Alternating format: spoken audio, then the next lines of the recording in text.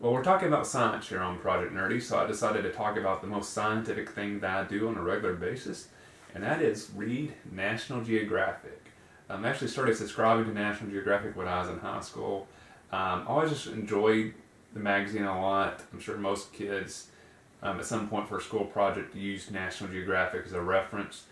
So I always enjoyed it, and so at some point in high school, I don't really remember how, but I convinced my parents to let me subscribe to National Geographic, and they agreed. But one thing I decided when I first got it, I made a commitment to myself that I was going to read every single article that was in the magazine each month. I wasn't going to skip an article just because it didn't sound interesting or something like that. Because I kind of had a feeling that, one, if you just base it off the topic, sometimes you'll end up enjoying an article that you would have never read just based on the topic. And two, you never know where that info might come into useful. So you might think it's a dumb topic for an article, you might even hate the article, but then 3 or 4 years later, the information that you read there comes back and helps you out, which I've had that happen a lot of times. That's something I read a long time ago on National Geographic actually comes up in a conversation. I'm able to give a nice little remark in that regard. So, been reading National Geographic now, every single article, every month when it comes for the past 15, 16 years or so. So I love the magazine. I used to keep all the issues, but I started running out of space.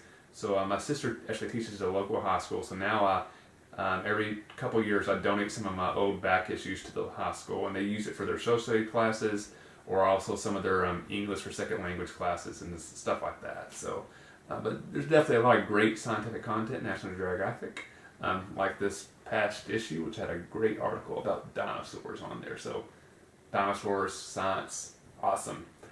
I have a couple nerdy pleasures and questions for the viewers this week. One, this past Sunday was the season debut of The Walking Dead. I thought it was awesome. So, quick question to the viewers. Did you watch the season debut? If so, did you like it or did you hate it? Please don't get anything specific in the comments because I don't really like to avoid spoiling anything for them if they haven't seen the season debut yet.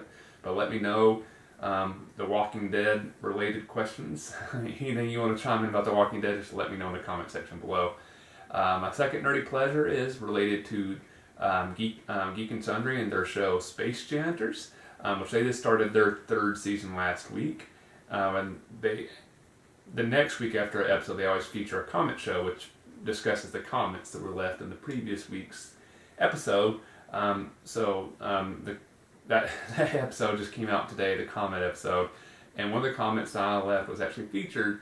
So I thought that was really cool. Definitely a nerdy pleasure that even just a little comment of mine was featured on the show on Geek and Sundry, so that was awesome.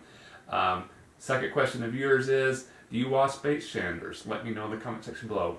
If not, you should really check it out. It's an awesome show on Geek and Sundry. If you like sci-fi, especially with a mixture of comedy in there, I'd strongly recommend Space Janitors. It is a great web series. So hope you'll check it out if you haven't watched it already. Hope you enjoyed this video, and hope you keep on enjoying science here on Project Nerdy. See you the next time.